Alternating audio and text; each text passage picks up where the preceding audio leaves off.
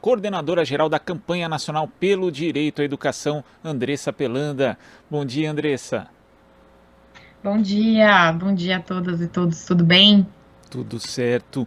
Andressa, a Campanha Nacional pelo Direito à Educação divulgou ontem o estudo Não é uma Crise, é um projeto, os efeitos das reformas do Estado entre 2016 e 2021 na educação, com subsídios para uma análise a partir de raça e gênero, mapeando parte das medidas de austeridade implementadas e também as que ainda estão em discussão nos últimos 7 anos.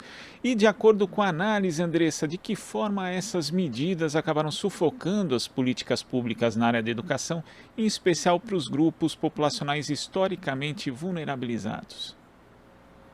Esse estudo ele faz parte, na verdade, de uma série, né? A gente lançou faz 2 semanas o caderno 1 dele, que analisa de forma mais abrangente, num guarda-chuva, diversas medidas que são reformas de Estado que têm reduzido o Estado, o papel do Estado para com os direitos humanos, os direitos sociais, e também o direito à educação, que são a PEC, a Emenda Constitucional 95, do teto de gastos, a Emenda Constitucional 109, que foi aprovada recentemente, que controla as despesas públicas, que se propõe a reduzir, né, os gastos públicos sociais, e 3 propostas à Constituição que estão em tramitação também, né, a PEC 13, que desobriga o cumprimento dos gastos mínimos com a educação, então já temos um teto e ainda se propõe flexibilizar o gasto mínimo.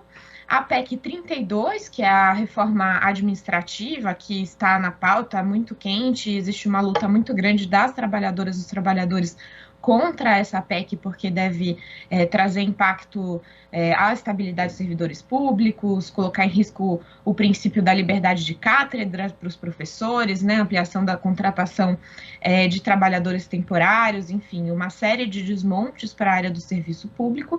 E aí, por fim, a última proposta que a gente analisou foi a da reforma tributária, que deve desbalancear também a questão do financiamento para as áreas sociais.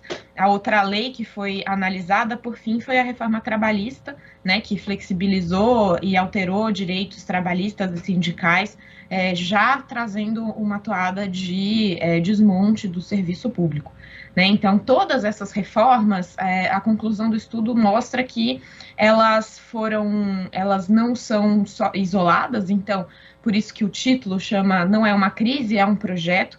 Elas estão em bloco, são complementares nessa proposta de redução do papel do Estado em relação aos direitos humanos, e elas provocam um aprofundamento das desigualdades e impactam mais aquelas populações negras, as populações de mulheres, meninas, as populações indígenas, que são aquelas que já estão historicamente excluídas das políticas educacionais e das políticas como um todo. Né? Então, a gente mostrou, por exemplo, que a remuneração das mulheres, tanto no serviço público quanto na iniciativa privada, ainda é inferior à dos homens.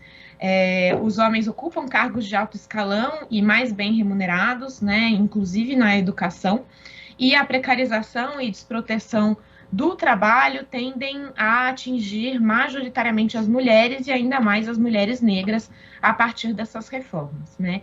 E também por serem maioria, né, as trabalhadoras da educação enfrentam ainda mais riscos em razão da crescente precarização do trabalho em relação aos homens. A situação das trabalhadoras negras fica ainda mais fragilizada, e algumas medidas que foram medidas afirmativas, como a lei de cotas, a ampliação do ensino superior e a educação de jovens e adultos, né, que tem essa proposta de reparar a exclusão histórica educacional da população negra, também podem sofrer impactos em razão desse desfinanciamento e dessa precarização proposta pelas reformas. Ou seja, essas reformas aliadas com as desigualdades estruturais que a gente já vinha enfrentando, né, no Brasil, e acentuada pelos impactos da pandemia, geram provavelmente e vão piorar nesse quadro, caso elas sejam aprovadas, um processo de exclusão escolar a todos os estudantes brasileiros, mas em especial os estudantes negros e negras, fazendo uma agudização dessas desigualdades educacionais.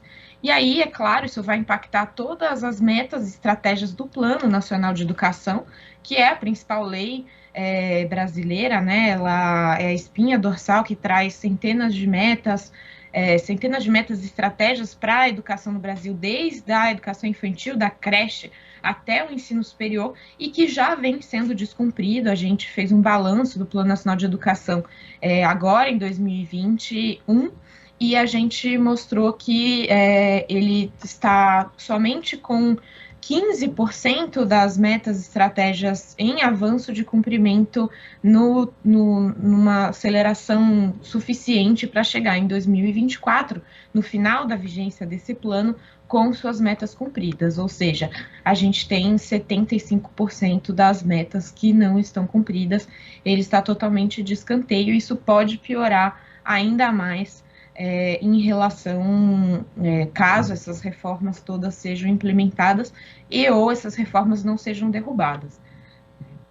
E é impressionante verificar, né, inclusive listando-se aqui as medidas, Andressa, o quanto se afeta, na verdade, a área de educação, mesmo que não sejam políticas direcionadas para essa área. Como você mencionou, tem a questão da reforma trabalhista, agora em discussão também a PEC 32, a chamada reforma administrativa, que pode prejudicar ainda mais a situação dos trabalhadores na área de educação, em especial as trabalhadoras negras.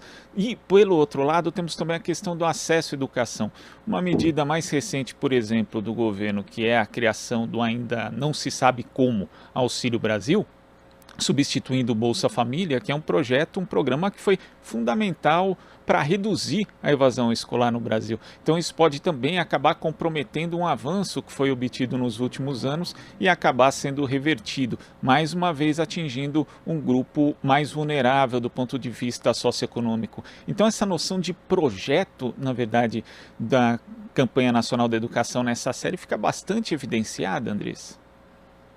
Sim, existem outras reformas, né? Como você mesmo citou, essa questão do Auxílio Brasil, ela impacta não somente por conta dos motivos que você traz, né? De desestabilizar um programa sólido como o Bolsa Família, como também traz junto uma série de penduricalhos, né? Um deles é a proposta de voucher, que é um recurso pequeno que não garante matrícula numa educação de qualidade, para a educação infantil ser repassado de forma direta, né, por parte do Programa Auxílio Brasil, para que as famílias possam matricular suas crianças em creches privadas, né? Então é um processo bastante de privatização da educação, é um valor muito pequeno que não garante a matrícula numa escola privada de qualidade e mobiliza muito recurso que poderia estar sendo investido na educação pública, construindo vagas em creche pública com qualidade, né? Então, existe outras ameaças que vêm também com esse Auxílio Brasil, que é justamente nesse mesmo sentido de redução do papel do Estado no direito à educação, né? Então, em vez de construir instituições de ensino públicas, se repassa recurso para instituições de ensino privadas. E, além disso, no próprio Auxílio Brasil tem propostas de reformas, né, do próprio Programa Nacional de Alimentação Escolar, que também fica em risco por conta desse programa. Então, a gente pode listar mais uma série de outras reformas, a gente pegou as principais que já estavam mais avançadas no debate, e um desafio, inclusive, do estudo foi selecionar, né, quais reformas nos debruçariam, porque são muitas, e também ter um momento de parar de analisar essas propostas que ainda estão correndo, porque a cada semana elas mudam, existem negociações em relação às propostas, elas entram na pauta das comissões, do plenário, e são os principais carros-chefes das discussões do Congresso Nacional hoje, né? Ele está a mil fazendo essas reformas de redução do papel do Estado. E a gente também deixou de lado, mas a gente pretende seguir essa sequência de estudos, as reformas que foram realizadas na educação. que é a própria reforma do ensino médio, a Base Nacional Comum Curricular, as reformas dos processos de formação de professores, as militarizações das escolas, então uma série de reformas que também apresentam riscos enormes para o direito à educação e que foram feitas nas políticas educacionais. Então, desde o governo Temer, mas um aprofundamento muito forte agora no governo Bolsonaro, a gente tem visto uma série de reformas, e isso não é isolado no mundo. Aqui a situação é mais grave do que vários outros países, mas esse estudo faz parte também de um estudo internacional produzido pela ActionAid Internacional, que analisou as reformas e propostas de austeridade fiscal provocadas pelo Fundo Monetário Internacional, o FMI, e aí tem mais uma dezena de outros países que foram analisados, além do Brasil, nesse estudo internacional. Então, é também uma consequência de propostas internacionais que visam justamente reduzir o investimento público em países em desenvolvimento, em países mais empobrecidos, por parte do Fundo Monetário Internacional. E vale lembrar que muito disso é provocado pelo Consenso de Washington, que foram uma série de reformas que foram produzidas no final da década de 80 e que ainda seguem, apesar de terem sido um fracasso global, ainda seguem em voga, e é o que segue o ministro da Economia no Brasil, ministro Paulo Guedes, que estudou justamente na Escola de Chicago e foi um dos que aprendeu lá na fonte sobre esse tipo de reformas, só que ele não se atualizou, né? Então, a gente segue aqui fazendo políticas que são fracassadas, inclusive em termos econômicos, não só em termos de direitos humanos. E dentro dessa política, né, que é praticada não só por Paulo Guedes, mas também, como você mencionou anteriormente, no governo de Michel Temer, um dos pontos analisados pelo estudo é a Emenda Constitucional 95, chamado Teto de Gastos, né, que congela os gastos públicos por 20 anos.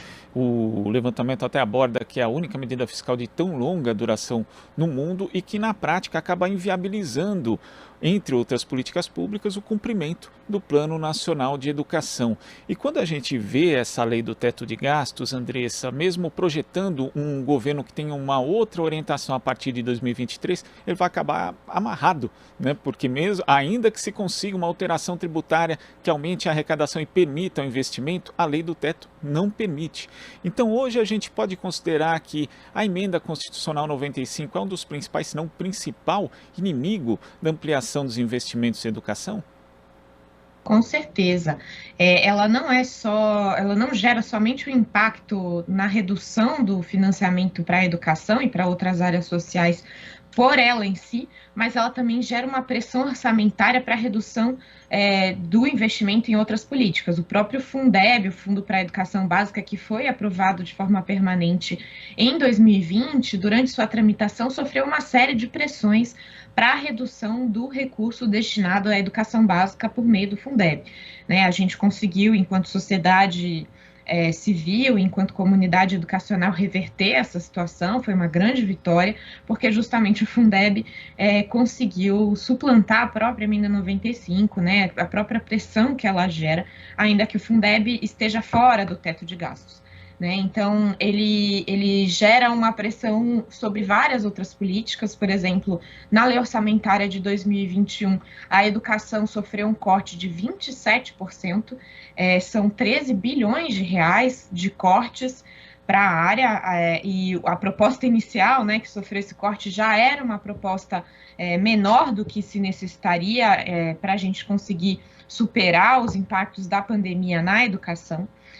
Mas além de ser aquém, ainda sofreu esse corte de 27%, e após a aprovação da lei orçamentária, a educação foi a que sofreu o maior bloqueio pelo governo federal, sofreu um bloqueio de 2,7 bilhões de reais, sendo 1 bilhão já desbloqueado, mas a gente ainda tem 1,7 bilhões desbloqueados, ou seja, a gente tem mais ou menos aí no balanço total 14,7 bilhões ou cortados ou bloqueados para a área da educação. Ou seja, isso é um efeito direto dessas políticas de austeridade, especialmente da Emenda 95, e sim, ela tem vigência, né, até 2036, porque são 20 anos de teto a partir de 2016, e ela impacta não somente o Plano Nacional de Educação atual, que tem vigência até 2024, como possivelmente o próximo, que seria de 2024 a 2034. Ele também estaria sob esse teto de gastos. Então, são 20 anos de bloqueio orçamentário que vão impactar em retrocessos em direitos humanos em muito mais décadas, porque ele impacta a infância, as adolescências, as juventudes e seus próprios futuros, né? Então, um próximo governo que for assumir precisa levar adiante a discussão de derrubada desse teto de gastos, de reforma disso.